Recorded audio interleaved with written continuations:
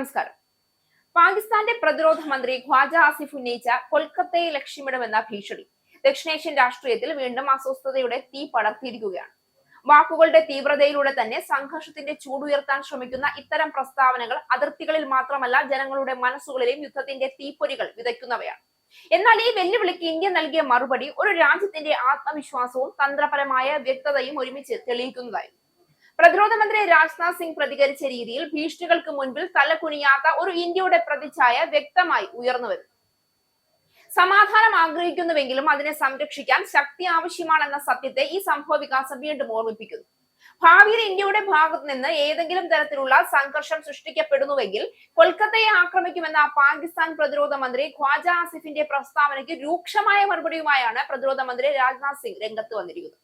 പ്രകോപനപരമായ പ്രസ്താവനകളെ കുറിച്ച് പാകിസ്ഥാന് രൂക്ഷമായ മുന്നറിയിപ്പ് നൽകുകയും ചെയ്തു. 5 പതിറ്റാണ്ട് മുൻപ് പാകിസ്ഥാന്റെ വിഭജനം നടന്ന ചരിത്രപരമായ പശ്ചാത്തലം രാജ്നാഥ് സിംഗ് ഓർമ്മിപ്പിച്ചു. അയൽ രാജ്യങ്ങൾക്കിടയിൽ സംഘർഷം വർദ്ധിപ്പിക്കുന്ന പ്രസ്താവനകൾ നടത്തുന്നതിനെതിരെ പാകിസ്ഥാന് അദ്ദേഹം മുന്നറിയിപ്പ് നൽകി. ശനിയാഴ്ചയാണ് ഖ്വാജ ആസിഫ് പ്രകോപനപരമായ പ്രസ്താവന നടത്തിയത്. പാകിസ്ഥാൻ പ്രതിരോധ മന്ത്രി ഇത്തരം പ്രകോപനപരമായ പ്രസ്താവന നടത്തരുതായിരുന്നു.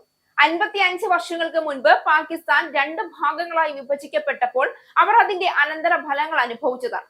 ബംഗാളിനെതിരെ കണ്ണെറിഞ്ഞാൽ ഇത്തവണ പാകിസ്ഥാൻ എത്ര ഭാഗങ്ങളായി വിഭജിക്കപ്പെടുമെന്ന് ഈശ്വരന് മാത്രമേ അറിയൂ എന്നാണ് രാജ്നാഥ് സിംഗ് പറഞ്ഞത്. രാജ്നാഥ് സിംഗിന്റെ പ്രതികരണം കർശനമായ മുന്നറിയിപ്പായിരുന്നു. ഇന്ത്യ യുദ്ധം തുടങ്ങുന്ന രാജ്യമല്ല. എന്നാൽ യുദ്ധം നിർബന്ധിതമാവുകയാണെങ്കിൽ അതിനെ നേരിടാനും മറുപടി നൽകാനും പൂർണ്ണ സജ്ജവുമാണ്. ഇത് വെറും രാഷ്ട്രീയ വാചകമല്ല, മറിച്ച് സൈനിക ശേഷിയുടെയും തന്ത്രപരമായ തയ്യാറെടുപ്പിന്റെയും ആത്മവിശ്വാസമാണ്. അതിർത്തി സുരക്ഷയിൽ നിന്ന് ആരംഭിച്ച് ആധുനിക ആയുധ സംവിധാനങ്ങൾ വരെ ഇന്ത്യ ഇന്ന് ശക്തമായ പ്രതിരോധ കവചം സൃഷ്ടിച്ചിട്ടുണ്ട്. ഈ ശക്തിയുടെ അടിത്തറ രൂപപ്പെടുത്തിയത് നരേന്ദ്രമോദി നയിക്കുന്ന കേന്ദ്ര സർക്കാരിന്റെ സുരക്ഷാ നയങ്ങളാണ്. ഭീകരവാദത്തിന് യാതൊരു വഴങ്ങലുമില്ല എന്ന നിലപാട് സ്വീകരിച്ച ഇന്ത്യ ആവശ്യമായപ്പോൾ ശക്തമായ സൈനിക നടപടി സ്വീകരിക്കാനും മടിച്ചിട്ടില്ല. അതിലൂടെ ഇന്ത്യയുടെ പ്രതിരോധ നയം പ്രതിരോധത്തിൽ ഒതുങ്ങുന്നതല്ല, മറിച്ച് സജീവമായ പ്രതിരോധത്തിലേക്കാണ് മാറിയിരിക്കുന്നത്. പാകിസ്ഥാനിൽ നിന്നുള്ള ഇത്തരം ഭീഷണികൾ പലപ്പോഴും ആഭ്യന്തര രാഷ്ട്രീയ സമ്മർദ്ദങ്ങളിൽ നിന്ന് ശ്രദ്ധ തിരിക്കാനുള്ള ശ്രമങ്ങളായാണ് വിലയിരുത്തപ്പെടാറുള്ളത്. എന്നാൽ അന്താരാഷ്ട്ര തലത്തിൽ ഇത് വലിയ ആശങ്കകൾക്ക് വഴിയൊരുക്കുന്നു. 2 ആണവ ശക്തികൾ തമ്മിലുള്ള വാക്കേറ്റം പോലും ആഗോളതലത്തിൽ പ്രതിഫലനം സൃഷ്ടിക്കാനുള്ള സാധ്യതയുണ്ട്. അതുകൊണ്ട് തന്നെ ഇന്ത്യയുടെ മറുപടി ശക്തമായതും ഒരേ സമയം ഉത്തരവാദിത്വപരവുമാണ്. ഇന്ത്യയുടെ സൈനിക ശക്തി ഇന്നൊരു പ്രതിരോധ സംവിധാനം എന്നതിലുപരി ഭീഷണികളെ തടയാനുള്ള ഒരു പ്രതിബദ്ധ ശക്തിയായി മാറിയിരിക്കുകയാണ്. സാങ്കേതിക വിദ്യ, തന്ത്രം, അന്താരാഷ്ട്ര സഹകരണം ഇവയുടെ സമന്വയത്തിലൂടെയാണ് ഇന്ത്യ ഈ നിലയിലെത്തിയത്. ലോകവേദികളിൽ ഇന്ത്യയുടെ ഉയർന്നു വരുന്ന പ്രാധാന്യവും ഈ ആത്മവിശ്വാസത്തിന് പിന്നിലെ മറ്റൊരു ഘടകമാണ്. ഈ സംഭവ വികാസം ഒരു വലിയ സത്യത്തെ അടിവരയിടും.